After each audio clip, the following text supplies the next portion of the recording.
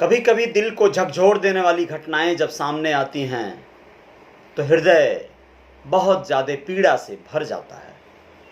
आप सबके साथ भी ऐसा होता होगा, लेकिन मैं अपनी बात करूं तो बहुत संवेदनशील हृदय है मेरा। दोस्तों, खबरों की फहरिस्त पे जब नज़र गई तो ऐसा लगा कि एक खबर जो छूट न जाए, इसलिए आप सब तक पहुंच जानी चाहिए। कारण था कि एक छोटे से 4 से 5 साल की उम्र के बीच के एक प्यारे से सुंदर से बच्चे को उसकी ही सगी बड़ी माँ यानी ताई ने मौत के घाट उतार दिया। ऐसा क्यों किया उसने? ऐसा वहसीपन, कसाईपन उसके मन में, उसके दिलो दिमाग में कैसे आ गया?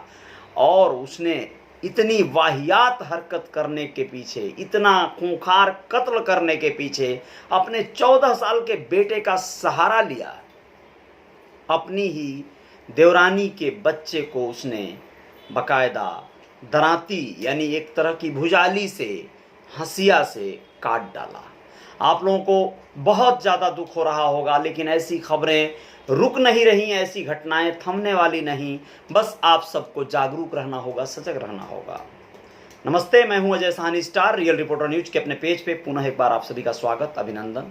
और अपने YouTube channel real reporter news star पर आप सबका अभिनंदन। दोस्तों, ये खबर है मेरठ की।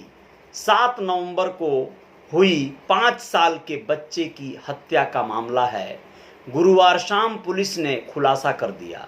मामला 7 नवंबर को हुआ था, लेकिन खुलासा गुरुवार को हुआ। अब आप लोग पूरी बात को जानिए, पूरी मामले को समझिए कि बच्चे की हत्या उसकी सगी ताई ने अपने 14 साल के बेटे के साथ मिलकर किया था। तंत्र मंत्र के चलते की गई थी यह हत्या। जी हाँ, किसी तांत्रिक ने उसे ये बता दिया था कि तुम अगर किसी बच्चे की नरबलि दोगी, बलि चढ़ा दोगी, तो तुम्हारे बच्चों की रखवाली हो जाएगी, तुम्हारे बच्चों की जिंदगियां सही सलामत हो जाएंगी। सोचिए आप, कितनी घृणित और वाहियात हरकत है ये कि अपने बच्चों की जिंदगियां बचाने के लिए उसने किसी और के बच्चे की जिंदगी ले लिया। अब आपको बताएं, पूरी बात समझिए आप लोग, कि उसकी ताई ने उसके 14 साल के बेटे को उसके साथ मिलाया और उसे विश्वास में लिया, उसके भले के लिए ऐसा कर रही है। ऐसा करके उसने अपने सगी देवरानी के छोटे से बच्चे को मार डाला। आपको बताएं कि ये दोनों माँ बेटी गिरफ्तार कर लिए गए हैं और उनके पास से वो दराती यानी वो भुजाली जिसका उन लोगों ने उपयोग किया था इस पूरे कांड में, वो भी हासिल कर लिया है पुलिस ने। अब आपको ऐसी बात बताएं, एसपी देहात केशव कुमार ने बताया कि पूछताछ में जो मामला सामने आया है कि उसकी ताई के 8 बच्चे जन्मे और 8 में से मात्र 2 बचे हुए हैं, जबकि 6 मर गए। वह भी दोनों बीमार रहते हैं।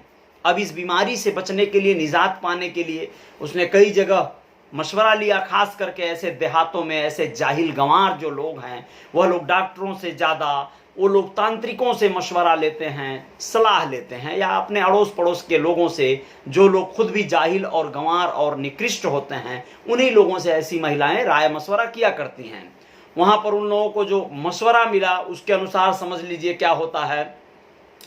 किसी ने बता दिया कि यदि किसी बच्चे की बलि दे दी जाए तो तुम्हारे दोनों बच्चे बीमार कभी नहीं पड़ेंगे। अब ये क्या करती है, मुंडाली थाना क्षेत्र के सिसौली गांव निवासी वीर सिंह गांव में खेती करने के साथ बैंक की गाड़ी चलाते हैं।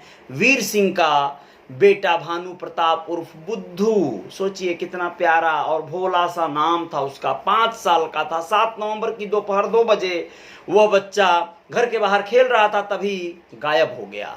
जांच के गांव के लोगों ने बच्चे की काफ़ी तलाश की, लेकिन कोई सुराग नहीं मिला। जिसके बाद उसी दिन शाम 6 बजे परिजनों ने अपहरण की रिपोर्ट दर्ज कराई। थाने में जाकर अपहरण की रिपोर्ट दर्ज करा दी गई।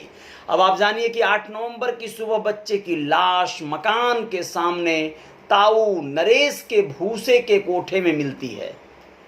भूसे का कोठा से मतलब होता है, आप लोग समझ रहे होंगे, भूसा रखने वाला एक घर है, उसमें उस बच्चे की लाश मिलती है। दूसरे दिन 8 नवंबर को ग्रामीणों ने जमकर हंगामा किया और परिजनों ने बहुत ज़्यादा व्यग्रता दिखाई, घटना के खुलासे की मांग की। पुलिस ने रंजिश व तंत्र मंत्र को लेकर जांच की, जिसके बाद पुलिस की जांच में सामने आया कि किसी अपने ने ही बच्चे की हत्या की है, ये सामने आया।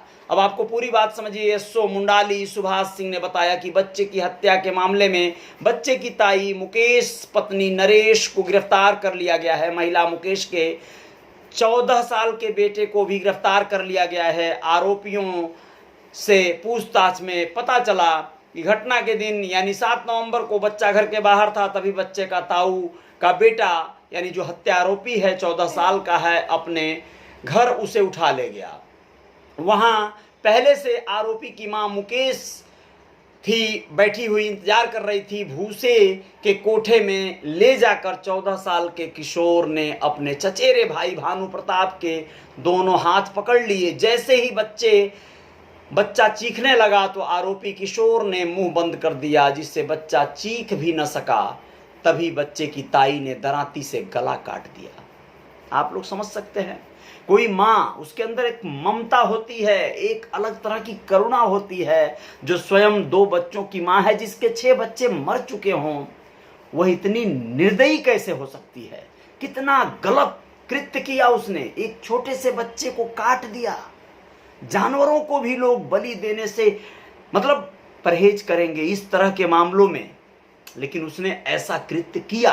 अब वो आप पूरी बात जानिए कि यह जब हो चुका, गला काट दिया, उसके बाद शव को कमरे में रखकर ऊपर से कपड़ा ढक दिया। बच्चे के लापता होने के बाद जब परिजन तलाश कर रहे थे तो बच्चे की ताई मुकेश बच्चे को तलाशने में सबसे आगे थी। सोचिए, वो सबसे आगे तलाश कर रही थी, सबसे ज्यादा एक्टिविटी दिखा रही थी। अब जैसे ही बच्चे के परिजन मुकेश के घर पहुंचे तो मुकेश ने कहा कि यहाँ हमने देख लिया है, यहाँ बच्चा नहीं आया। बाद में मुकेश के घर में ही बच्चा भूसे के कोठे में मिला।